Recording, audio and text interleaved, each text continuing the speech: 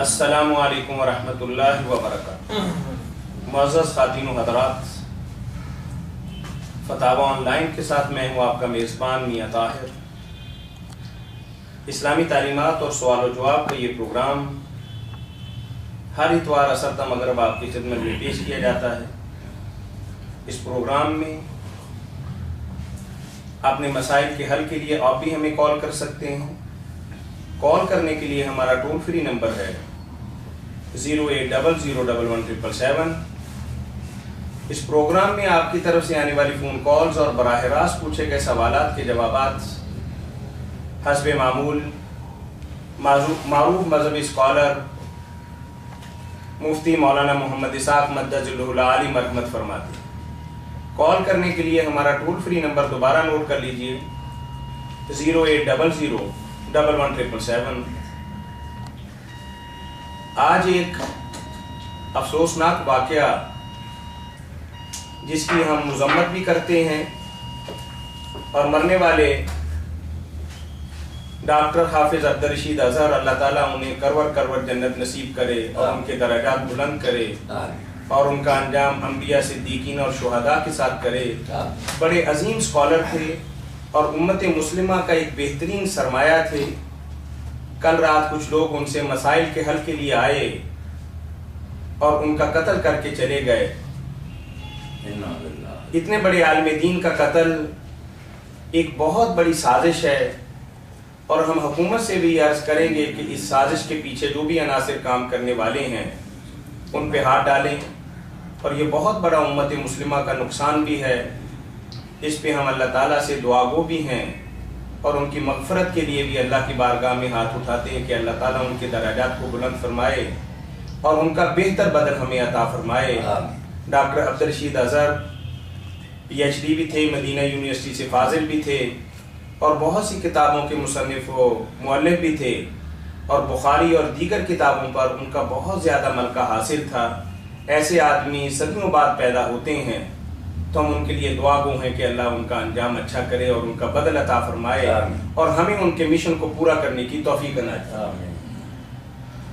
مولانا بڑے دھڑکتے دل کے ساتھ انور صاحب راستے میں بتا رہے ہیں کہ میں نے پڑھا اشتہار سے اگلا اجتماع جو آ رہا نا وہ صادقین مسجد میں پڑھانا تھا۔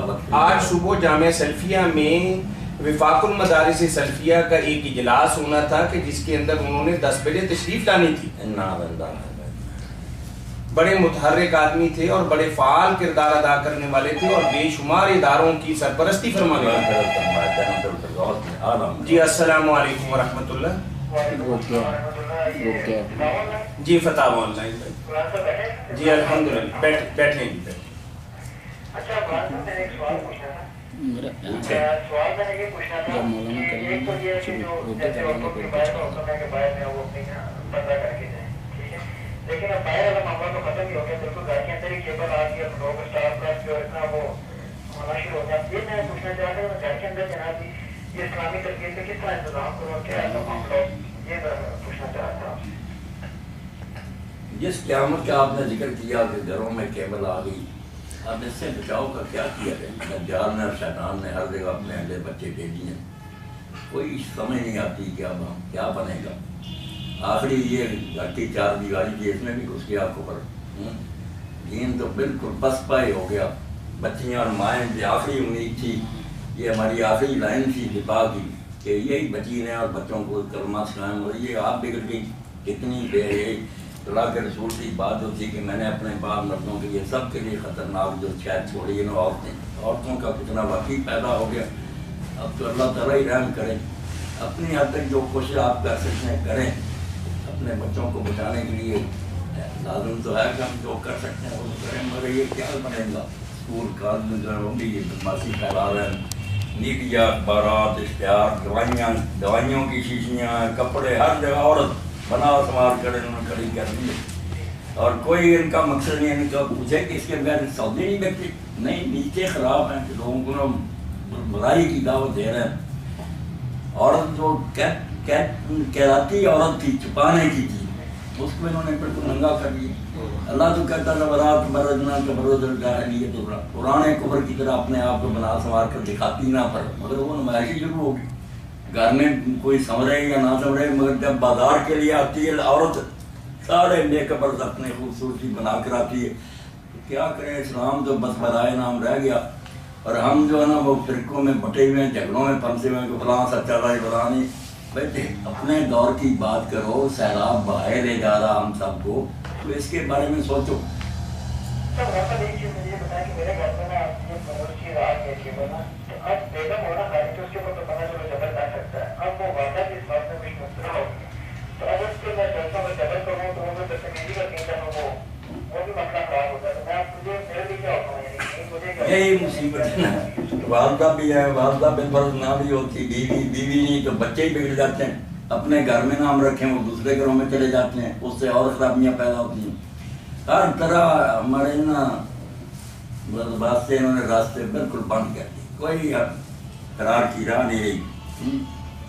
اب تو اللہ تعالیٰ سے ہی دعا ہے، بچوں کو لے کر ان کو پاس بٹھائیں، تھوڑا بہت اللہ کے دین کا، صحابیات کا، نیک لوگوں کا تذکرہ کریں، شاید کچھ دل میں ایمان رائی برابر رہ جائے۔ کام خراب ہی۔ چلے بھائی بہت شکریہ آپ کے کال کرنے کا، جزاکم اللہ۔ مولانا بدقسمتی یہ ہے کہ ہمارے گھروں کے اندر ہماری بیٹیاں اور بہنیں جو لباس پہنتی ہیں، ایمانداری کی بات ہے کہ ہم دیوس ہیں کہ جو اس کو برداشت کر رہے ہیں، یہی بات۔ السلام علیکم ورحمۃ اللہ۔ گونگو کچھ نہیں کہتے جی السلام علیکم ورحمۃ اللہ۔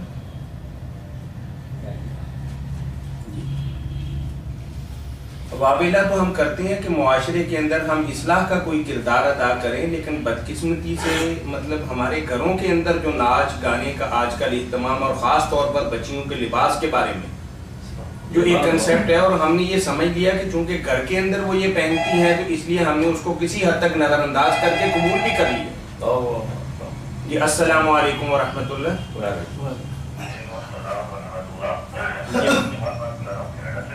جی عظیم جمال صاحب مہدی کینیڈا سے بات کر رہے ہیں۔ جی جی فرمائیے بھائی۔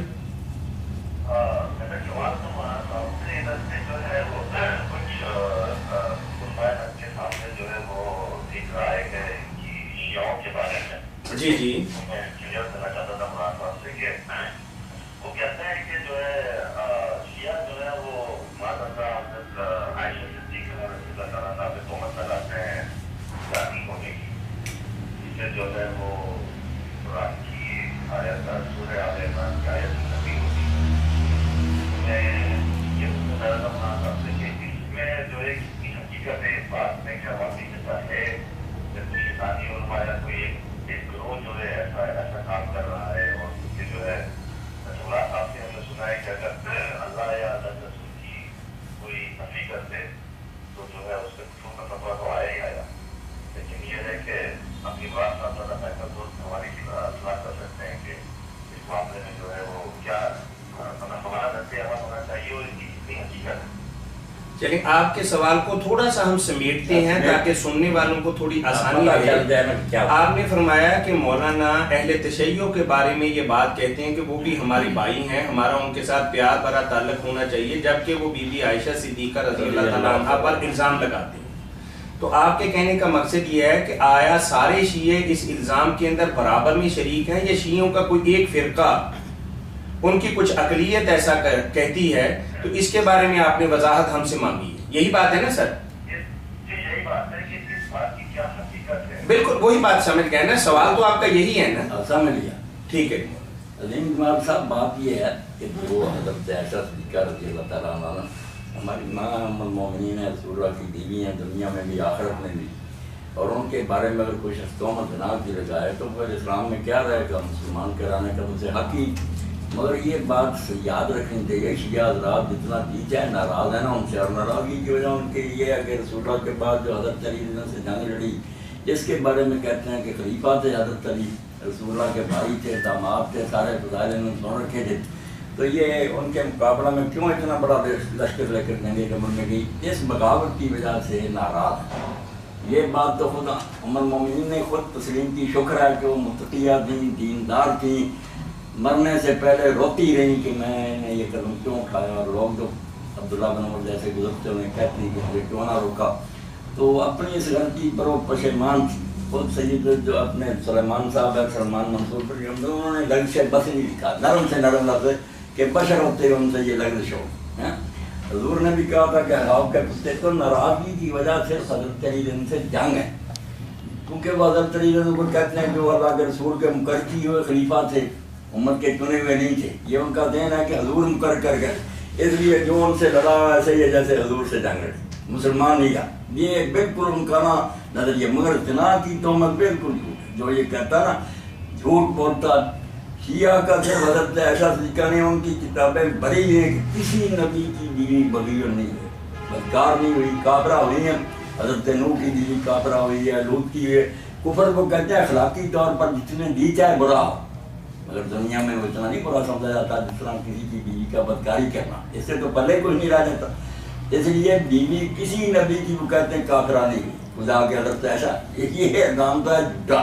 باقی حضرت علی سے جنگ کرنے سے کہتا ہے ایسا ہی ہے. ایک حدیث بنائی ہوئی نا سنیوں کی کتابوں میں حدیثیں بہت بن گئی کہ عرب و کاربی، اے علی تیرے ساتھ جنگ میرے ساتھ جنگ کے برابر. وہ کہتے ہیں جب حضور کے ساتھ جنگ کے برابر پھر کیسے مسلمان رہ گی؟ مسلمان نہیں، نہ یہ جنتی ہے نہ وہاں حضور کی بیوی ہوئی ہے، سب بکواس کر ہے. مگر زنا کی تہمت اللہ کی شاہد ہے کہ ان کی کتابیں بھری ہوئی ہیں کہ کسی نبی کی بیوی بدکار نہیں، جانیہ نہیں. اس لیے عظیم دماغ یہ بات جو بھی کہ اس کو کہا یار خدا کا خوف کر، ان کی ناراضگی اور سبب سے ہے یہ زنا والی بات تھی. مولانا یہاں درمیان میں ایک چھوٹا سا سوال بھائی کی اجازت سے پوچھنا چاہیں گے. آیا یہ سب اہل تشیع کا یہی نظریہ ہے کہ بی بی عائشہ کی یہ رضی اللہ تعالیٰ عنہ کی یہ بہت بڑی اور سنگین غلطی تھی، یا جو بھی وہ بات کہتی ہیں، یا شیعوں کی بھی ایک خاص کوئی ٹولہ ہے جو یہ بات کہتے ہیں؟ نہیں، یہ تو سارے کہتے ہیں. اچھا میں جملہ ان کی مطلب ایک ہی بات ہے. ٹھیک ہے. یہ الزام لگاتے ہی نہیں ہے، مولانا نے فرمایا نہیں لگاتے، زنا کا الزام نہیں لگاتے.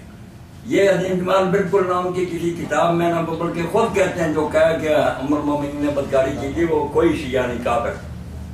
اس کو نہیں میں دلاتا کوئی. مطلب ناراضگی، نفرت اور غصہ اپنی جگہ، لیکن یہ الزام اس کے اندر شامل نہیں کہتے ہیں. کوئی شیعہ یہ بات نہیں کہتے. میں نے تب سنا یہ بات جو ہے وہ مجھے اپنی رائے سے بتائی تھی کہ اس سے جو ہے وہ قرآن کی کوئی سورہ آل عمران کی آیت اس کی بھی نظیر ہو جاتی ہے. نہیں، آپ عظیم دماغ جو ہے نا آپ کا حافظہ صاحب نہیں دے رہا. آل عمران میں ایسی کوئی آیت نہیں. یہ ہے سورہ نور. سورہ نور میں حضرت عائشہ صدیقہ کی برات ہے نا کہ وہ پاک ہیں، الزام لگانے والے جھوٹے ہیں. سورۃ نور کی آیتیں ہیں. اس کا علماء کہتے ہیں نا اگر کوئی آج کہے کہ نہیں وہ الزام سچا تھا تو پھر قرآن کی ان آیتوں کا منکر ہی ہوا. سورہ نور ہے، آل عمران میں نہیں یہ بات آتی. غلطی ہو گئی. سورہ نور، سورہ نور میں نا واقعہ کے بارے میں آیات. ٹھیک ہے سر. چلیں عظیم جمال صاحب لائن پہ رہیے گا. آپ کے حوالے سے آپ نے ای میل کے ذریعے ہمیں ایک سوال بھیجا تھا، پچھلے ہفتے ہم اس کا جواب نہیں دے سکے. میں پڑھتا ہوں، آپ جواب سن لیجئے.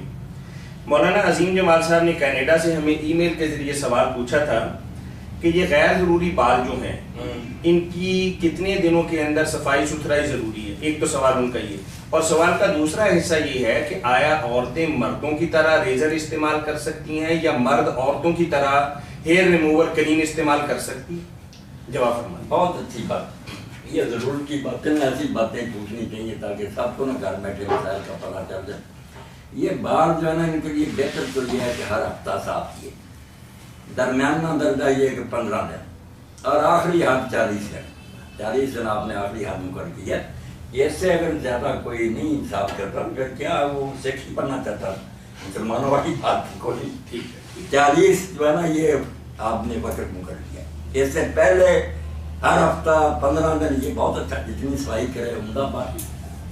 اور دوسری بات جو ہے نا یہ عورتوں کے بارے میں بعض لوگوں نے مشہور کر رہا، ہم بیٹیوں سے سمجھتے ہیں کہ عورت اگر لوہا استعمال کر رہے نا تو پھر اس کا جنازہ اٹھایا نہیں جاتا، بھاری ہو جاتا ہے، بڑا بوجھ ہوتا ہے. یہ سب بکواس ہے. حدیث پاک میں جو لفظ ہے تستحدہ کہ لوہے سے عورت بال صاف کرے، وہاں یہ بال صفا جو ہے نا نکلا ہے ان کا تصور ہی نہیں تھا. لفظی استعداد ہے کہ لوہے سے، اس لیے ریزروں سے کرے جس طرح کی چاہے مرد اور دونوں برابر ہیں. اور مرد بھی اگر یہ پاؤڈر وغیرہ استعمال کرے جن کو ایسے بال صاف کرنے ہیں اس سے کوئی غرض نہیں. یہ بالکل اس طرح کی بات ہے جس طرح مسواک کریں منہ صاف رکھو.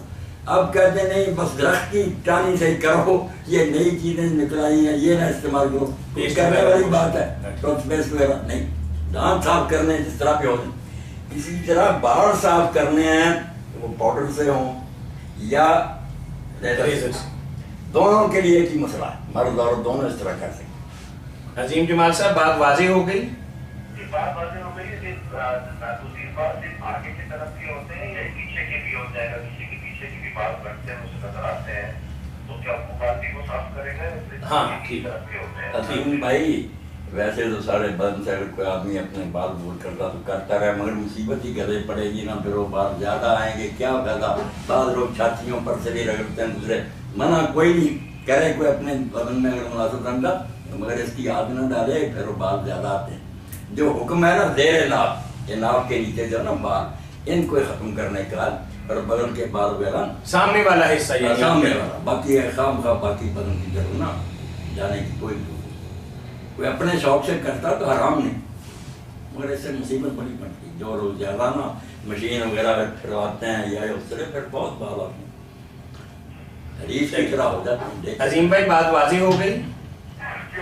مولانا نے یہ فرمایا ہے کہ آئیڈیل پوزیشن یہ ہے کہ ہر ہفتے بعد ایسا کام کیا جائے، 2 ہفتے بعد بھی کر سکتے ہیں، اگر خدا نہ خواستہ کو پریشانی ہو تو 40 دن سے زیادہ نہیں، اس سے زیادہ. اور دوسری بات مولانا نے یہ بتائی ہے کہ مرد اور عورت دونوں چیزوں کے استعمال کے اندر برابر کے مطلب حق رکھتے ہیں اور کسی کو کوئی چیز منے نہیں. ٹھیک ہے سر، جزاکم اللہ حسن الجزا. چلیے کچھ پوچھنے لگے تھے. السلام علیکم ورحمۃ اللہ. وعلیکم السلام ورحمۃ اللہ. جی فرمائیے. یہ سلیمان نور صاحب ہیں جی، کینیڈا سے بات کر رہے ہیں. ماشاء اللہ، کینیڈا سے بہت سارے جو ماشاء اللہ بہت زیادہ. جی فرمائیے بھائی. السلام علیکم. وعلیکم السلام ورحمۃ اللہ. مولانا میں آپ سے سوال پوچھنا تھا پردے سے متعلق. ڈاکٹر ذاکر نائک اور جوہر رافی صاحب کو سننا تھا کل تھا، تو ان سورہ رات کی آیا تھا نا گھر سے باہر نکلنے کا جو پردہ عورت کا. ڈاکٹر ذاکر نائک کچھ مطلب بتاتے ہیں کہ عورت کے لیے نا جگہ کا پردہ نہیں ہے، اور اس کی وہ دلیل یہ رکھتے ہیں کیونکہ حج اور جو موقع ہوتا ہے جب عورت کا احرام کرنا ہوتا ہے تو اس میں منہ اور جو ہاتھ ہے وہ عورت جو دکھا دیتی ہے، اور کوئی بھی چیز جو کہ نارمل حالات ہے حرام ہے وہ کسی کو موقع پر آ کے حلال جو سکتی ہے. اگر جیسے کا مطلب بڑے اگر لڑکی کی بچ نہیں ہے، اگر وہ گھر سے باہر نکل نہیں ہے تو وہ جیسے کا مطلب آپ کا پڑتا ہے احکام کی حالت سے پڑا چلا تو اس کی دلیل کو جو دیتے ہیں. سلمان بھائی جو خاص آیا تھا نا جلابی جو آیا تھا وہ کہتے ہیں کہ جو آیا کرتے ہیں خاص ایک موقع بھی چاہیے، یہ بھی اس میں کیا بینک کے خود مناسب ہے. وہ اس میں مطلب آپ کی کیا ہے؟ نہیں سلمان، یہ باتیں ان کی نہیں ٹھیک ہے. بہت لوگوں نے ایسی ڈاکٹر ذاکر نائک سے پہلے اصل میں تو یہ علامہ البانی صاحب نے یہ بات کہہ دی نا، کتاب لکھ دی حجاب المرأۃ المسلمہ، اس میں یہ ساری باتیں حج وغیرہ کی اکٹھی کر دیں. ان لوگوں کو سارا مل گیا، پہلے یہ بہانہ ڈھونڈتے تھے. حالانکہ یہ باتیں غلط، اس پر میں نے مفصل خطبے دیے ایک ایک دلیل ان کی غرض کا جواب دیا. ایسی بات نہیں، صرف 2 آیتیں جو ہیں ان کو انہوں نے آپس میں ٹکرا دیا نا. سورہ نور میں ایک جگہ آتا ہے اللہ ما ظہر منہ، اس کی تشریح صحابہ کرام سے یہ چلی آتی ہے کہ منہ اور یہاں تک ہاتھ ننگے ہونے چاہیے. اس کو دلیل بناتے ہیں کہ قرآن نے خود کہہ دیا کہ اتنا ننگا کیا رکھ سکتی ہے اپنے بدن کا حصہ. اور دوسرا یہ سورہ احزاب میں کہ جب عورتیں بڑی چادر لیں اور اپنے منہ کا آگے گھونگھٹ نکالیں تو اس کو پھر یہ کرنے خاص حالات سے. حالانکہ وہ اسرائی صاحب کی بات ٹھیک ہے کہ سارے احکام جتنے دین میں اترے خاص حالات میں اترے نا، کوئی حالات ہی پیدا ہوئے تو حکم اترا، مگر جب اتر گیا تو قیامت تک لیے. اب اگر بہانا بنا اس وقت بہت خرابی کی نعوذ باللہ، مدینہ میں بہت خرابی کی، دنیا میں بہت نیکی آ گئی ہے کہ آپ پر نیکی ضرورت نہیں. اب تو یقین جانے ایسا ہونا چاہیے کہ تربوز اگر حلال بھی ہے تو ایسے کے زمانے میں ڈاکٹر روکے. اگر پردہ چہرے کا نہیں بھی تھا نا، جو خدا ترسال میں وہ کہے گا یار نہیں بھی تھا تو اس دور میں تو ہونا چاہیے. فتنہ ہی فتنہ الٹی گنگا بہا رہے ہیں کہ اس وقت خرابی تھی مدینہ میں، اب بہت نیک ہو گئے مرد عورتیں، اب نہیں ہونا چاہیے. یہ بات تو ماننے والی بالکل جھوٹی بات. اصل میں بات یہ ہے کہ وہ جو ہے نا اللہ ما ظہر منہ، ہمارے علماء بھی جان چھڑانے کے لیے کہتے ہیں نہیں یہ نہیں، یہ مطلب بالکل ٹھیک ہے وہ ہاتھ اور منہ ننگے رکھنے کی بات ہے. مگر وہ شروع کس طرح ہوتا ہے؟ پیراگراف کیا ہے ایمان والوں دوسروں کے گھروں میں جب داخل ہو تو اجازت لو اور سلام کہہ کر جاؤ. وہاں پھر حکم ہوتا ہے کہ اپنی نظریں بچا کر رکھو، عورتیں بھی نگاہ نہیں کی، کیونکہ گھر میں پردہ نہیں ہوگا، منہ اور ہاتھ ننگے ہوں گے، منہ اور ہاتھ ہے وہ بھی سادہ حالت ہے، یہ گھر کی بات ہے۔ گھر میں وہی سلمان جائے گا جو اعجاز چلے گا، اور یہ گھر والے کا کام ہے عقل سے کام لے کے، یہ اس لائق ہے کہ اس کی سیرت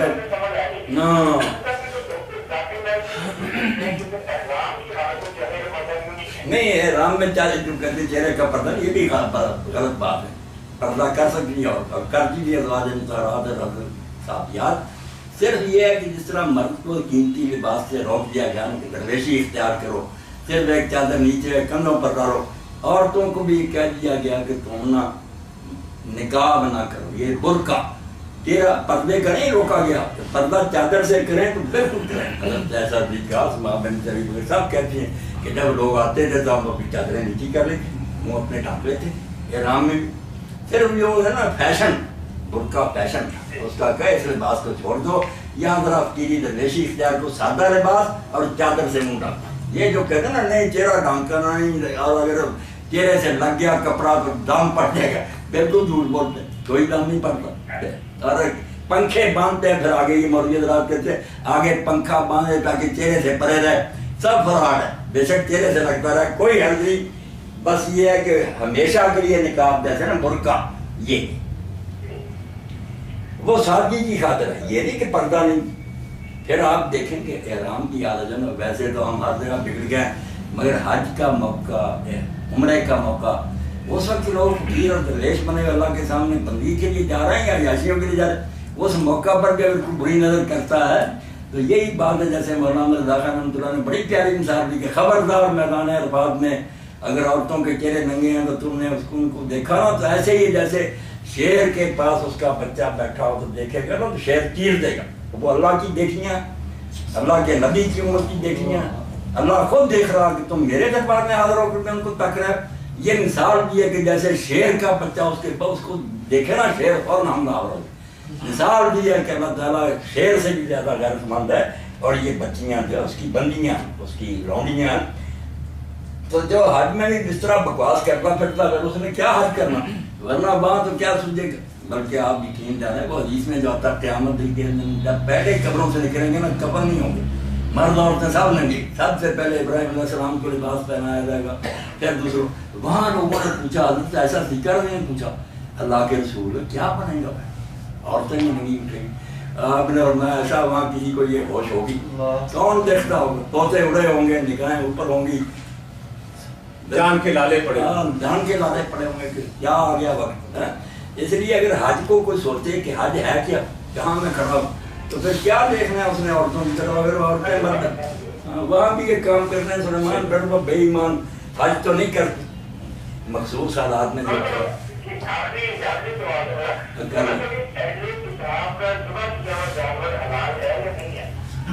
اہل کتاب کا ذبیحہ حلال ہے قرآن کی روشنی میں، مگر حلال ہونے کے لیے جو شرطیں مسلمانوں کے لیے وہی ان کے لیے کہ ذبح کریں صحیح طریقے سے، رگیں کاٹیں، اور دوسرا اللہ کا نام لیں۔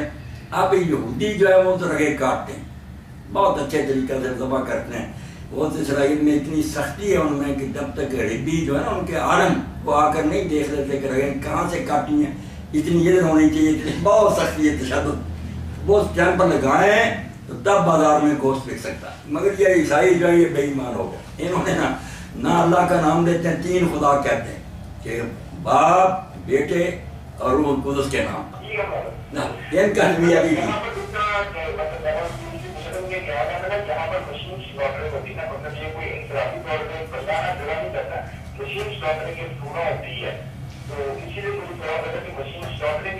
نہیں، یہ نہیں دیا، یہ مشینی دیا نہیں سلمان کی، یہ نہیں درست، آدمی کو رگیں کاٹیں، یہ جائز نہیں ہے مولانا صاحب، بالکل رگیں نیچے سے کاٹنی۔ ہاں سعودی عربیہ میں بھی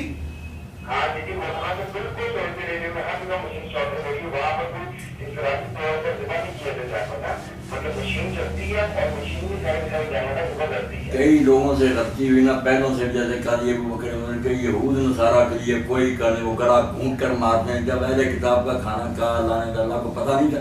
بے عجیب بات ہے، مسلمان کے لیے پابندیاں کافر کے لیے کوئی پابندی نہیں. یہ بات غلط ہے.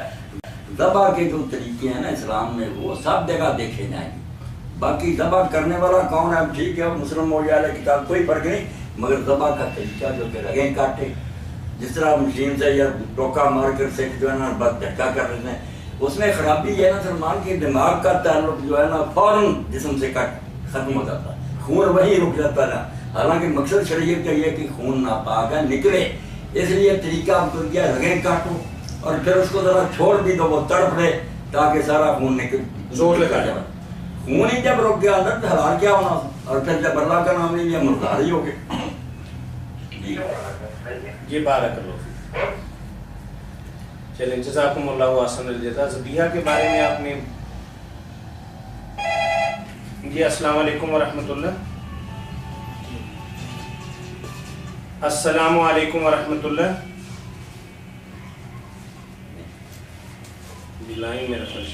السلام علیکم ورحمۃ اللہ. آپ نے بہت خوبصورت ذبیحہ کے بارے میں بات فرمائی کہ مسلمان کے لیے تو شرائط ہیں اور غیر مسلم کے لیے سادہ بات یہ ہے کہ اس کا ذبیحہ کھایا جائے گا. السلام علیکم ورحمۃ اللہ. جی جی مولانا تشریف فرمائیں. وعلیکم السلام ورحمۃ اللہ. وعلیکم السلام ورحمۃ. میں جواب دے رہا ہوں.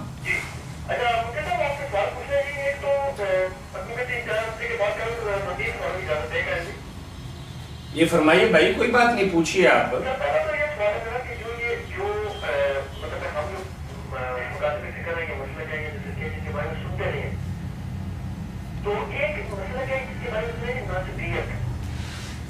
ہاں ناسبیت یعنی ناسبی جن کو کہتے ہیں.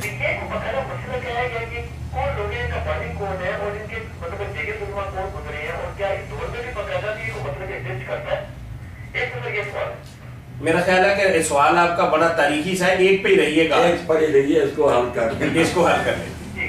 ناسبیت اسلام کا کوئی گروہ نہیں, نہ کوئی ایسی بات ہے. جو لوگ مسلک کے ہو گئے نا حکومت وقت کے حامی ہو گئے اور انہوں نے اہل بیت سے دشمنی کو اپنا ایمان بنا لیا کہ حضور کے خاندان سے ہونا کوئی فضیلت نہیں, اصلی علی اور دوسرے جانا کوئی شے نہیں ہے, اور ان کو برا کہنے لگے, لعنت کرنے لگے. بلکہ ان میں سے کئی نام مرادوں نے جو کتابیں بھی لکھی ہیں. ایک عبدالحمید ناصبی ہوا, اس نے کہا کہ حضرت فاطمہ کو تمہارا ہی علی نے اسی لیے رات دفن کیا کہ لوگوں کو پتہ نہ چلے. وہ نیا نکاح کرنا چاہتا تھا, حضرت فاطمہ رکاوٹ تھی, اس نے ختم کیا اور بغیر اعتراضی ایسے بے ایمان لوگ ہوئے ہیں. اور قاضی ابوبکر ابن عربی بھی ان کا رجحان اپنی کتاب میں صرف یزید کی حمایت تک بھرنا ہوا ہے. سنت سے تفسیر میں انہوں نے بالکل کہا کہ حق علی کے ساتھ تھا, یہ جتنے جو ان سے لڑے ان سے غلطی ہوئی ہے, یہ کے ساتھ لینے کا کوئی طریقہ کہ خلیفہ کے پاس مناظر اور فوجیں لے کر چلو.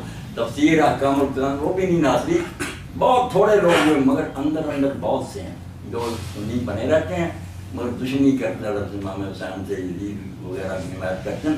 ان کو شاہ عبد الوزیر رحمۃ اللہ علیہ لکھتے ہیں کہ یہ رافضیوں سے بدتر ہے. رافضی تو پھر بھی مسلمانوں کا گروہ ہے, وہ اہل بیت کی محبت میں ذرا آگے نکل گیا. یہ بے ایمان دشمن ہے اہل بیت, یہ کوئی مسلمان گروہ نہیں, نہ کوئی طریقہ. جب حضور نے فرما دیا کہ علی تو تجھ سے دشمنی کرے گا وہ منافق ہوگا, تجھ سے محبت کرنے والا مومن ہوگا. سب مسلمان اس کو مانتے ہیں. تو ناصبی کوئی گروہ نہیں, بے دینوں کا ایک ٹولہ.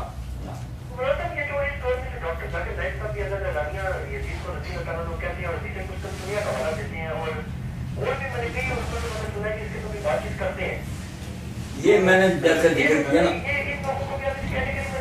نہیں کیٹیگری میں کیا رکھنا, بس وہ تھوڑی سی غلطی کھا گیا کہ دشمن نہیں ہوئے بیٹھ کے, بہت اچھے لوگ ہیں. پھر یہ کہ وہ حدیث کی بات ہے نا, سمجھتے ہیں کہ وہ بخشش کا وعدہ حضور نے فرمایا, پھر جنتی ہو گئے, جو بھی قصور سے ان کے معاف ہو گئے. یہ قاضی ابوبکر ابن عربی جن کا میں نے نام لیا, ان کی کتاب جو تھی نا الواسم والقواسم, اس میں انہوں نے یہ باتیں لکھ لی تھیں. حضرت معاویہ کو تو کہا کہ وہ غلط ہیں, کیوں حضرت علی سے لڑے ہیں, کتاب کا یہ کوئی طریقہ.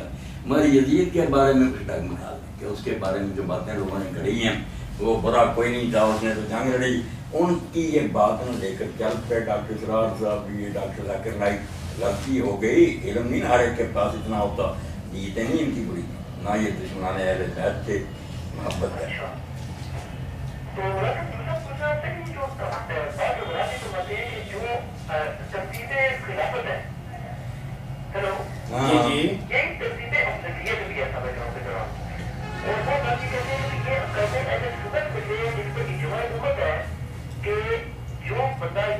کے علاقے کی حضرت مبکر صدیق رضی اللہ عنہ تمام انبیاء کرام کے پاس تمام انسانوں کو افضل ترین نہیں ہے، یا مطلب کسی اور بات کو مانتا ہے یا حضرت علی کو مانتا ہے یا ان کی ترتیب کو کچھ خراب کرتا ہے کہ وہ دائرے اہل سنت سے نکل جاتا ہے؟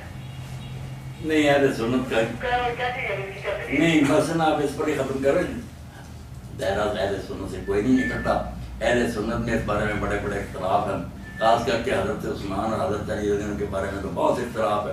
بڑے بڑے جو نیک ہیں نا اہل سنت کے علماء، ان میں سے کئی کہتے تھے خلافت حضرت عثمان کی ٹھیک ہے، امت نے انہیں چن لیا مگر وہ حضرت علی ان سے افضل ہے. یہ بڑے بڑے اہل سنت کے اماموں کا عقیدہ ہر کتاب میں لکھا، کوئی وہ اہل سنت سے نہیں نکلے.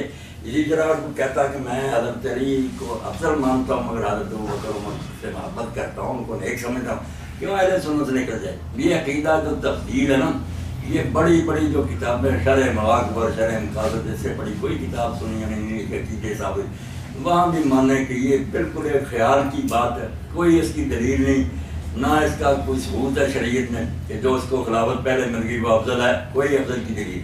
یہ ہے کہ لوگوں نے اس کو چنا. کتنے اہل سنت میں ایسے گزرے جو کہتے نہیں حضرت عمر بہت درد اعلیٰ ہے ابوبکر رضی اللہ عنہ، ٹھیک ہے وہ خلیفہ پہلے بنے اور عمر کے برابر ہو سکتے ہیں، کسی نے ان کو کچھ نہیں کہا. اچھا کوئی بات نہیں، آپ کے بہت سے سوال ہو گئے، آپ کے سوال ختم نہیں ہوں گے نا. ختم کریں نا. اور لوگ یہ خطبے جو ہے جعلی بنائے، شیعوں نے 12 امام داخل کر لیے خطبوں میں، انہوں نے خلیفے کر لیے، سب بناوٹی بات ہے. بس دین یہ ہے کہ رسول کا ذکر کرو اور بعد میں سب مومنوں کے لیے بخشش کی دعا کرو. یہ سنت ہے خطبے میں کہ امام سب مومن مردوں عورتوں کے لیے کہ اللہ ان سب کو بخش، نام لے کرو. یہ خلیفوں وغیرہ کی ترتیب اور اماموں کی نا سب امت نے جائز باتیں بنائی. جی اور بات یہ ہے جی. السلام علیکم ورحمۃ اللہ.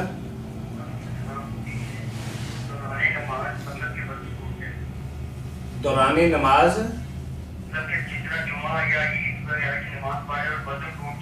ہاں ہاں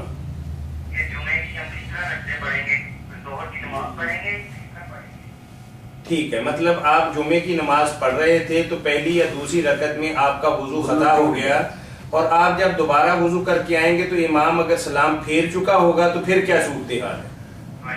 آپ ظہر پڑھیں گے یا جمعہ پڑھیں گے؟ یہی سوال ہے نا آپ کا. چلے ٹھیک ہے، مولانا جواب دیتے ہیں جی آپ کے. نماز کے دوران اگر وضو ٹوٹ جائے تو وضو کر کے آیا آدمی تو پھر وہ کیا کرے؟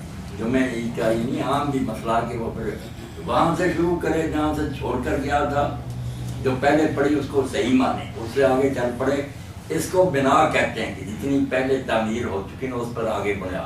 ایک ہے استناب، جو اس کو بالکل سمجھے وہ ختم ہے، کچھ نہیں، نئے سرے سے نماز شروع کرے. اس لیے اگر تو جماعت ہوتے ہوتے آ گیا، اللہ اکبر صاحب کہہ لیا تو پھر نماز میں شامل ہو گیا، پھر وہ پہلی چھوٹ بھی گئی، نماز مل گئی نا، جمعہ پڑھ لے.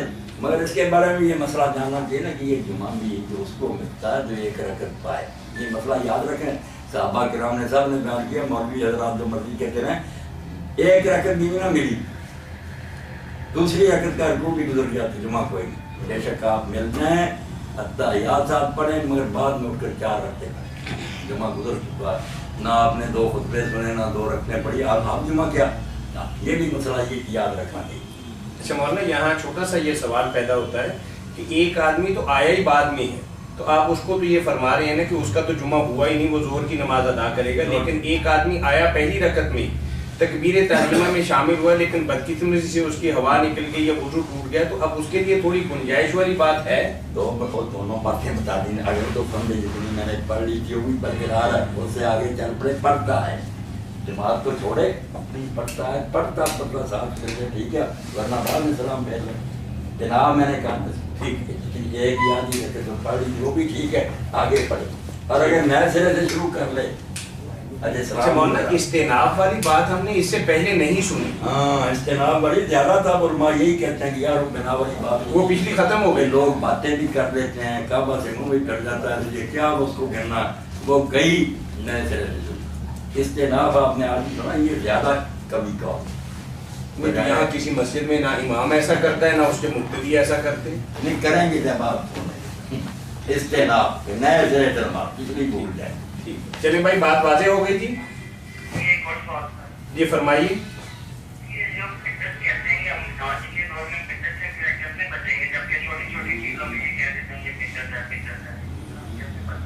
ٹھیک. بدعت کے بارے میں بھائی پوچھ رہے ہیں. بدعت کے بارے میں پہلی بات تو یہ کلیئر ہونی چاہیے کہ بدعت جو ہے نا دین میں لغت کے لحاظ سے تو ہر نئی شاید بدعت ہے. یہ ٹیلی فون بھی اور یہ اسپیکر اور جو سب کچھ بدعت ہی ہے. نئی چیزیں نکلی مگر یہ وہ بدعت نہیں جس کو دین میں برا کہا گیا. یہ وہی چیزیں جس کے بارے میں حضور نے فرمایا تھا کھجوروں کی تیل کے معاملے میں کہ تم دنیا کے کام آپ بہتر جانتے ہو. یہ دین نہیں نہ ثوابت آپ کے لیے. اسی لیے اسپیکر ہندو بھی استعمال کرتا, ہم بھی کرتے ہیں, جہاز میں سکھ بھی چڑھتا ہمیں. یہ عبادت نہیں, ورنہ وہ ہمارے ساتھ کیوں شریک ہوتے. جن کو ہم دینی کام سمجھتے ہیں نا کہ اس سے اللہ خوش ہوتا, رسول خوش ہوتا, جنت ملتی ہے, وہ نہیں نکالے نا جس کا ثبوت قرآن و حدیث میں نہیں, وہ پھر کسی کو حق نہیں دین میں اضافہ کرنے کا. دین میں نئی چیز, اور دین کی علامت کیا, جو کام صرف مسلمان کریں, کافر کو کہیں وہ کہے گا تمہارا دینی کام میں کو کروں, اس میں نئی چیز جو نکالے گا وہ پھر دنیا کے کام جو مسلم غیر مسلم سب. جی بھائی جی فرمائیے کیا پوچھ رہے ہیں. یہ اگلے اتوار ہم آپ کو بتائیں گے. چلو ایسے میں پوچھ لیا بھائی نے تو بتا دیتے. جمعہ کے بعد بھائی دو چیزیں, اگر تو مسجد میں پڑھے جیسے ہمارا یہی طریقہ مسجد میں پڑھ لیتے ہیں سنتے ہیں, پھر 4 پڑھنے کے, اور اگر گھر چلے جائیں تو صرف 4 جو ہے نا وہ اکٹھی پڑھے یا الگ الگ پڑھے, دونوں ٹھیک ہے, مگر الگ الگ پڑھے تو بہت بہتر ہے. 2 رکھنے پڑھے پھر 2 رکھنے شروع کریں. ٹھیک ہے بہت جزاکم اللہ واسطہ. مولانا جی میں تھوڑا سا مطلب مسئلے کا شکار ہوں کہ یہ استناب والی جو بات آپ نے کہی ہے اس کی تھوڑی سی ایک دلیل بھی درکار ہے تاکہ کسی کو اگر بتائیں کہ ایک زمانہ مطلب پڑھتے پڑھاتے سنتے سناتے گزر چکا ہے جس میں یہ بات ہم نے پہلے نہیں سنی. نہیں یہ تو ہر کتاب میں آپ نے نہیں سنی تو پھر آپ کا اپنا کیا ہے. السلام علیکم ورحمۃ اللہ. اس کو بہتر شمار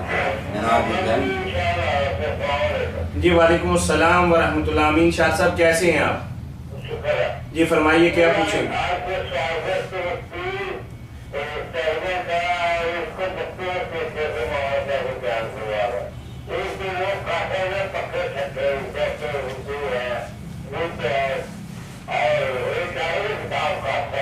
جی جی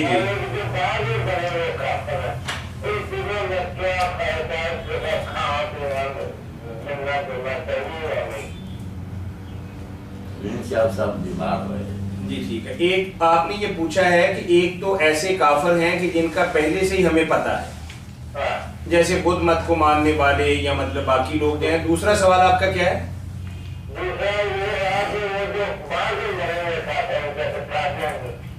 اچھا ٹھیک ہے یعنی ٹھیک ہے ٹھیک ہے ٹھیک ہے ٹھیک ہے ٹھیک ہے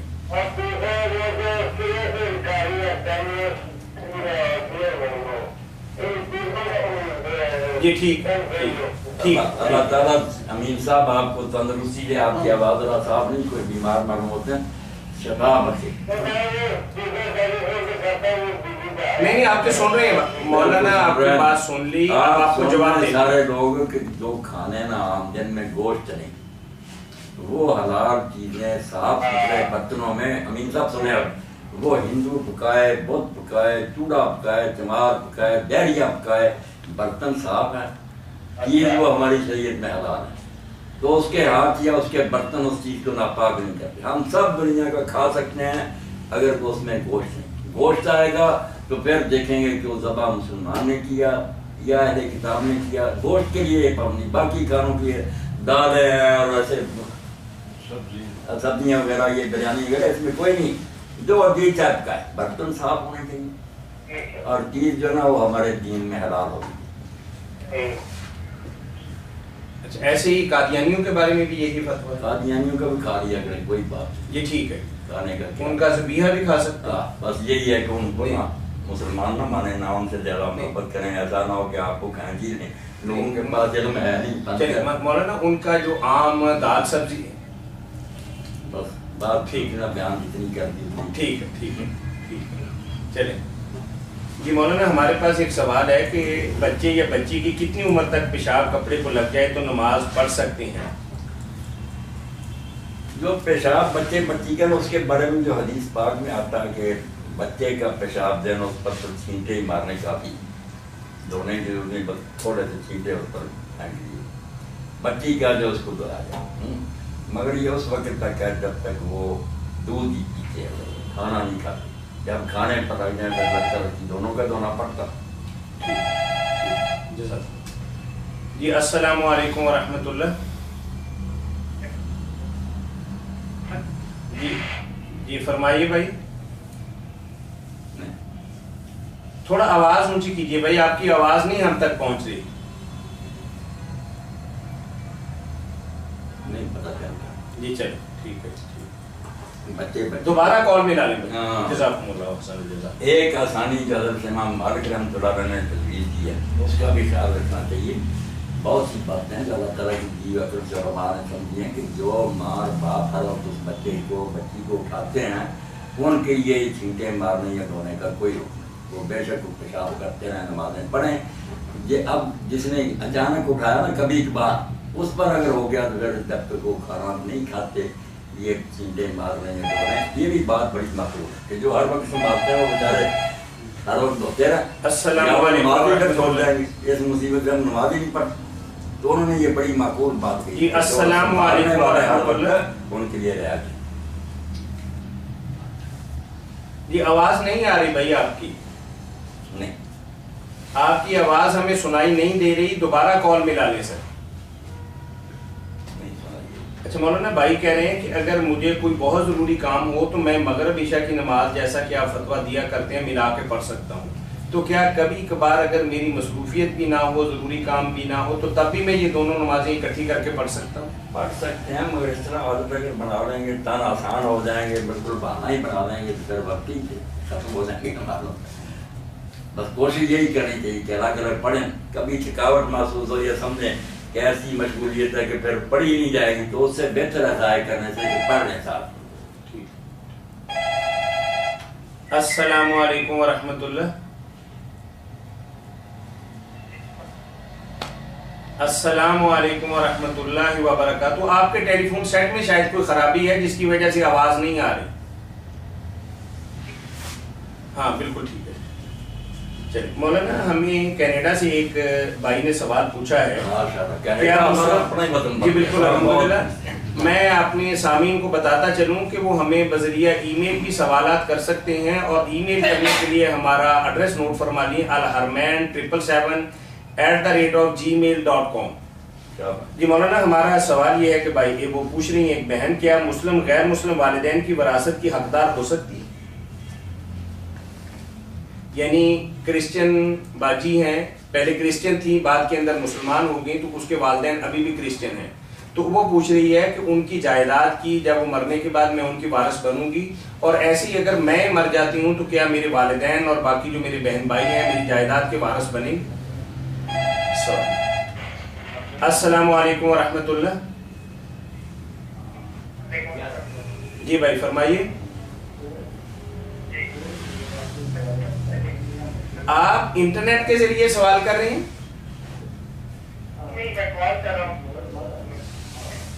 آواز پھر کیوں آپ کی کٹ رہی ہے اور صحیح سنائی نہیں دے رہی سر؟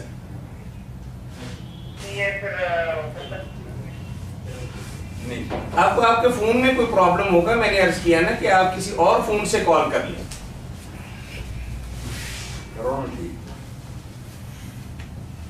گڑبڑ ہے بھائی. جی السلام علیکم.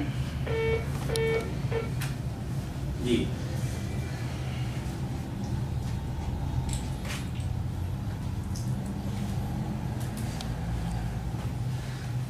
یہ چلیں آخری سوال کا جواب لے لیتے ہیں مولانا سے. مسلم والدین یعنی اور غیر مسلم ان دونوں کی وراثت کے بارے میں. خراب ہو گیا، کوئی بات نہیں، رہنے دیں آپ ضرور صاحب. جی جواب دیجیے مولانا. بس جواب سن لیں.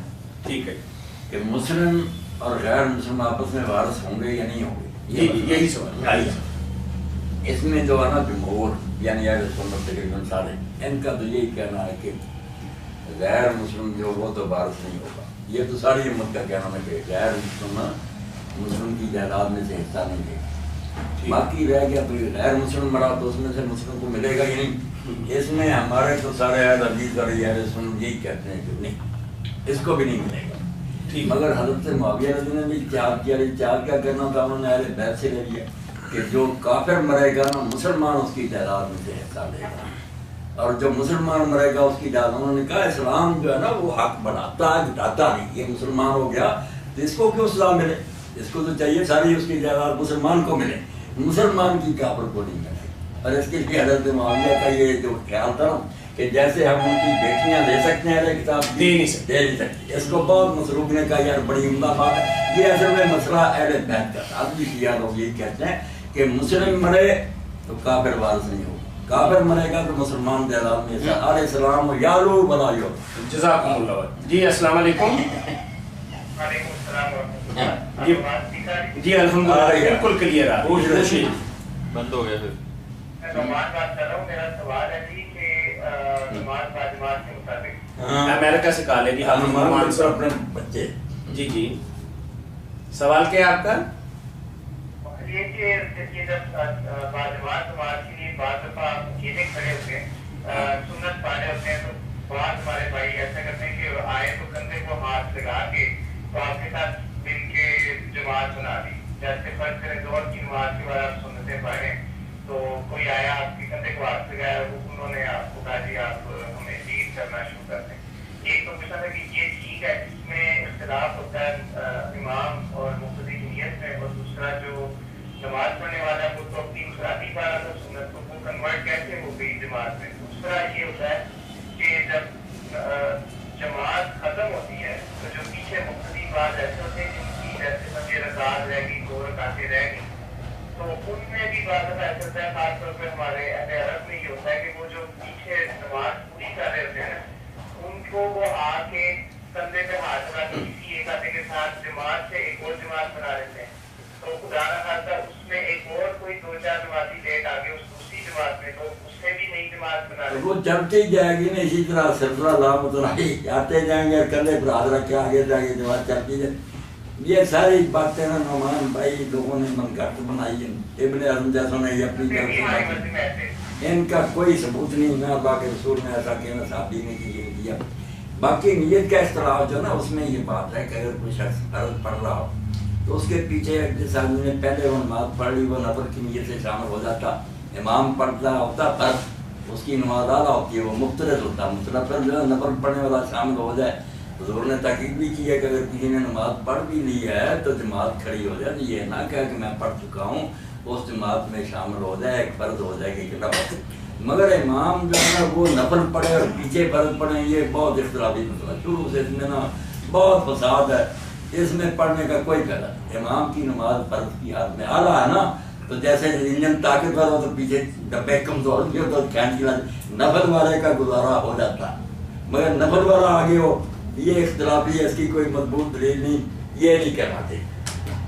وہ اس کے لیے وہ دلیل جو دیتے ہیں ہمارے اہل عرب جو ہے وہ کہتے ہیں کہ نبی صلی اللہ علیہ وسلم نے پوچھا کہ کون اپنے بھائی کو صدقہ دے گا. کوئی آیا تھا بعد میں تو اس سے جماعت ساتھ میں 2 ایک جماعت اس کی اس نے جماعت کروا دی. اور دوسری دلیل دیتے ہیں کہ نبی صلی اللہ علیہ وسلم جو تھے وہ مسجد میں اکیلے تھے تو میں نے نماز میں جبر کیا. ابن مسعود میں سے کوئی ایک تھا جو رات کو مسجد میں گئے تو انہوں نے آپ صلی اللہ علیہ وسلم کو ہاتھ کندھے پہ بلایا اور آپ کے ساتھ دیکھ کے جماعت. آپ دیکھیں نا نمانوں کی جو حضرت رسول کریم تہجد پڑھ رہے تھے کچھ ساتھ مل گیا، وہ تو نفل والے کے ساتھ مل گیا، وہ بات اور ہے. یہ بات ہو رہی کہ فرض پڑھ رہے ہیں اور اس کی باتیں کرتے جا رہے ہیں نفل والوں کے پیچھے. سنتیں بھی نفل ہیں، یہ کوئی دلیل نہیں. اور وہاں بھی جو کہا تھا ثواب وہ حضرت ابوبکر نے تو جماعت نہیں کرائی، وہ اکیلا پڑھ رہا تھا اس کے ساتھ کھڑے ہو گئے، ثواب اس کو مل گیا. مگر اس کو بھی رحمان بانی کہتے ہیں یہ اونٹ کو نا سوئی کے ناکے میں سے گزارنے والی بات ہے. ساری عمر میں ایک قصہ ہوا وہ بھی اچانک، ورنہ کب یہ طریقہ تھا کہ لوگ آتے جائیں باتیں کرتے جائیں. اس سے تو پھر جماعت کا نعمان کو فائدہ ہی نہیں رہتا. 2 آدمی آئیں گے اپنی گرائی سماعیت کہاں گی کہ اذان ہوئی ہے سارے آ رہے. بلکہ عقل کی بات یہ ہے کہ جو پیچھے رہ جائے مسجد میں نماز بھی نہ پڑھے، گھر چلا جائے شرم کے وجہ سے اور چھپ کر پڑھے کہ میں کیوں لیٹ ہو گیا. جیسے ابن مسعود میں لیٹ ہو گیا تو انہوں نے مسجد میں نماز نہیں پڑھی، گھر گئے اور اپنے اندر جا کے نماز پڑھی. کہ یہ کوئی اچھی بات ہے کہ لوگ کہیں گے یار نماز سے پیچھے رہنا شروع. تو یہ عادت جو ڈالی ہے نا کہ جماعت کا بیڑا غرق ہو جائے، لوگ آتے جائیں پڑھتے جائیں، اگر جماعت تو انہوں نے انتشار ہی ہوا. چلے بھائی نعمان بہت شکریہ آپ کے کال کرنے کا جی، بارک اللہ فیک. اس کے ساتھ ہی ہم شکر گزار ہیں مفتی اعظم پاکستان محترم مولانا محمد اسحاق مدظل العالی کے، جو آپ کی طرف سے آنے والی فون کالز اور براہ راست پوچھے گئے سوالات کے جوابات مرمت فرما رہے تھے. آپ بھی ہم سے قرآن و سنت کی روشنی میں رہنمائی حاصل کر سکتے ہیں۔ کال کرنے کے لیے ہمارا ٹول فری نمبر ہے 08001117777۔ اس کے ساتھ ہی محترم مولانا محمد اسحاق مدظل العالی اور پروگرام کے میزبان میاں طاہر کو اگلے اتوار تک کے لیے اجازت دیجیے۔ اللہ حافظ۔ السلام علیکم ورحمۃ اللہ۔